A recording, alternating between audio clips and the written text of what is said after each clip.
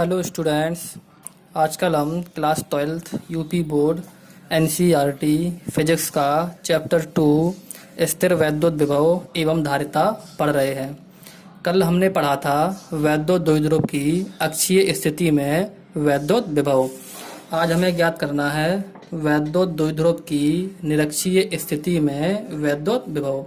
कल हमने अक्षीय स्थिति के बारे में पढ़ा था, आज हमें निरक्षीय स्थिति के बारे में पढ़ना है। ठीक, तो एक हमारे पास वैद्युत द्विध्रुव होगा। उस वैद्युत द्विध्रुव की निरक्षीय स्थिति में हम लोग वैद्युत विभव ज्ञात करेंगे। ठीक है, तो शुरू करते हैं। ये एक हमारा वैद्युत द्विध्रुव है, यानी कि एक हमारे पास माइनस का आवेश होता है, एक हमारे पास प्लस का आवेश होता है और दोनों समान परिमाण के होते हैं और वो 12 दूरी पर रखे होते हैं। तो ऐसी हमारी संरचना वैद्युत द्विध्रुव कहलाती है। तो यह एक हमारे पास वैद्युत द्विध्रुव है। ठीक है, अब क्या है कि वैद्युत द्विध्रुव की निरक्षीय स्थिति में हमने मान लिया कि इस वैद्युत द्विध्रुव के मध्य बिंदु से r दूरी पर स्थित एक बिंदु क्या है, देखो P है। लेकिन यह बिंदु कैसी स्थिति में है? यह बिंदु हमारा निरक्षीय स्थिति में है। निरक्षीय स्थिति में मतलब क्या होता है, हमने पहले पढ़ा है, जब हम वैद्युत द्विध्रुव के मध्य बिंदु से लंबवत, कैसा लंबवत कोई भी बिंदु ऊपर मान लेते हैं या हम लंबवत कोई भी बिंदु नीचे मान लेते हैं, तो ऐसा हमारा जो तल है वो निरक्षीय तल कहलाता है, यानी कि निरक्षीय स्थिति कहलाती है। ठीक, मध्य बिंदु के लंबवत, चाहे हमें ऊपर कोई भी बिंदु मान लेना है या हमें मध्य बिंदु के लंबवत नीचे कोई भी मध्य बिंदु मान लेना है, यह हमारी निरक्षीय स्थिति कहलाती है। तो हमने वैद्युत द्विध्रुव के मध्य बिंदु से r दूरी पर निरक्षीय स्थिति में एक बिंदु P मान लिया है। इस बिंदु P पर हम लोग वैद्युत विभव ज्ञात करेंगे। ठीक है, तो सेम कहानी है जो हमने वैद्युत द्विध्रुव की निरक्षीय स्थिति में जब हमने वैद्युत क्षेत्र की तीव्रता ज्ञात की थी, तो वैसे ही कुछ यहाँ पर हमें ज्ञात करना है। ठीक है, तो क्या है, देखो यह हमारा एक वैद्युत द्विध्रुव है जिसकी पूरी लंबाई कितनी है, देखो 12 है, और यह वैद्युत द्विध्रुव का मध्य बिंदु है। तो मध्य बिंदु होने के कारण इसकी आधी लंबाई L हो जाएगी और यहाँ की आधी लंबाई L हो जाएगी। ठीक है, और r दूरी पर हमारा बिंदु क्या है, देखो P है। तो हम देख रहे हैं कि यहाँ पर हम नाम दिए देते हैं कि यहाँ पर हम A मान लेंगे कि हमारे पास A वाला A पॉइंट है, A हम B पॉइंट मान लेंगे, A हमारा P है, और यहाँ पर हमारा क्या है, देखो O वाला पॉइंट बना हुआ है। ठीक है, तो हमारे पास यहाँ पर दो त्रिभुज बन रहे हैं। क्या बन रहे हैं? दो त्रिभुज, दो समकोण त्रिभुज। ठीक, कौन कौन से? एक बन रहा है AOP त्रिभुज, ठीक है, और एक बन रहा है हमारे पास समकोण त्रिभुज BOP। तो इसमें हम पहले ज्ञात करते हैं कि माइनस क्यू आवेश से बिंदु P तक की दूरी कितनी होगी और प्लस क्यू आवेश से बिंदु P तक की दूरी कितनी होगी। पहले हम यह ज्ञात करते हैं। तो पहले हम काम करेंगे समकोण त्रिभुज AOP में। तो क्या होगा, देखो ए वाली भुजा हमारी क्या हो जाएगी, लंब हो जाएगी, ए हमारा क्या हो जाएगा, आधार हो जाएगा, और हमें ए वाली भुजा हमारी क्या हो जाएगी, कर्ण हो जाएगी।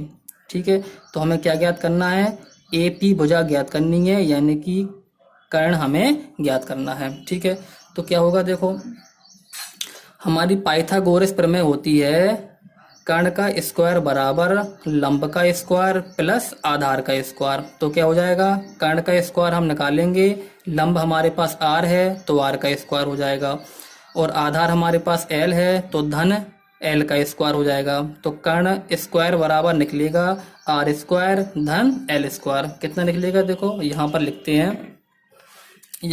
हैं, कितना निकलेगा, देखो कर्ण का स्क्वायर बराबर निकलेगा हमारे पास लंब का स्क्वायर यानी कि आधार का स्क्वायर प्लस क्या हो जाएगा, देखो लंब का स्क्वायर प्लस आधार स्क्वायर। तो लंब हमारे पास r है तो r स्क्वायर हो जाएगा, धन आधार कितना है, L है तो L स्क्वायर हो जाएगा। जब यहाँ से हम कर्ण का स्क्वायर खत्म करेंगे और कर्ण का मान ज्ञात करेंगे तो यहाँ पर क्या लग जाएगा, अंडर रूट लग जाएगा। तो हमारा AP का मान कितना निकल कर आएगा, under root r square plus के L स्क्वायर। कितना आया, देखो हमारा AP का मान कितना आया, देखो under root r square plus L square. ठीक है, इसी तरह हम त्रिभुज BOP में काम करेंगे। तो यहाँ पर भी देखो लंब हमारा R है और आधार हमारे पास L है, तो कर्ण हमारे पास कितना निकल कर आ जाएगा, √R² प्लस के L²। ठीक है, तो प्लस क्यू आवेश से बिंदु P तक की दूरी कितनी हो जाएगी, √R² प्लस L²। ठीक, इतनी बात हमें याद रखनी है। और एक बात हमें और याद रखनी है, जो हमने पीछे वाले डेरिवेशन में किया था कि माइनस क्यू आवेश के कारण बिंदु P पर वैद्युत विभव हमें V2 मानना है और प्लस क्यू आवेश के कारण बिंदु P पर विभव हमें V1 मानना है। ठीक है, अब हम क्या करेंगे, अब हम निकालेंगे कि प्लस क्यू आवेश के कारण बिंदु P पर विभव कितना होगा, फिर हम निकालेंगे माइनस क्यू आवेश के कारण बिंदु P पर विभव कितना होगा, फिर हम बाद में निकालेंगे कि बिंदु P पर इन दोनों के कारण जो विभव है उन विभव का परिणामी विभव कितना होगा। ठीक है, तो ज्ञात करते हैं, पहले निकालते हैं कि प्लस क्यू आवेश के कारण बिंदु P पर विभव कितना होगा। तो लिखा हुआ है प्लस क्यू आवेश के कारण बिंदु P पर वैद्युत विभव। वैद्युत विभव का हमारा फॉर्मूला होता है V बराबर 1/4πε0 और Q/R। ठीक, तो प्लस क्यू आवेश के कारण है तो हम V1 मान लेंगे। सूत्र हमारा होता है 1/4πε0 और Q/R। R का मान क्या है, देखो प्लस क्यू आवेश के कारण है तो प्लस क्यू आवेश से बिंदु P तक की दूरी हमारे पास कितनी है, √R² प्लस L²। तो हम R की जगह पर √R² प्लस के L² रख देंगे, तो इसे हम समीकरण नंबर 1 मान लेते हैं। अब निकालते हैं कि माइनस क्यू आवेश के कारण बिंदु P पर वैद्युत विभव कितना होगा।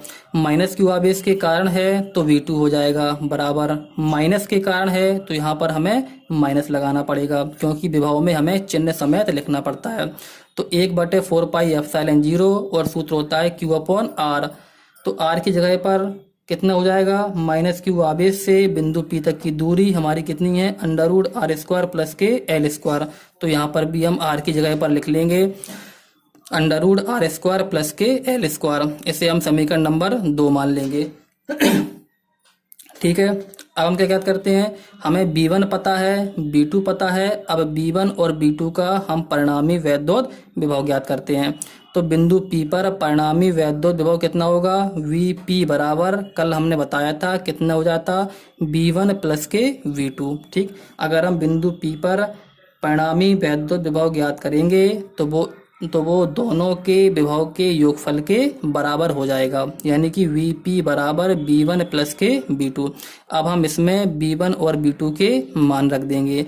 तो VP बराबर B1 का मान समीकरण फर्स्ट से है, कितना है, 1/4πε0 और Q/√R² प्लस के L²। ठीक, अब प्लस B2 है तो यहाँ पर प्लस लगा हुआ है, फिर हमें B2 का मान रखना है। तो B2 का मान कैसा है, देखो माइनस में है। ठीक, तो ए वाला माइनस ए वाला प्लस आपस में मिल जाएंगे तो प्लस माइनस माइनस हो जाएंगे। ठीक, तो और V2 का मान कितना है, 1/4πε0 और Q/√R² प्लस के L², समीकरण नंबर 2 से। ठीक, अब इसे सॉल्व करेंगे, कितना हो जाएगा, VP बराबर हम देख रहे हैं कि जितना ही पूरा मान हमारा B1 का है उतना ही सेम हमारा पूरा मान B2 का है।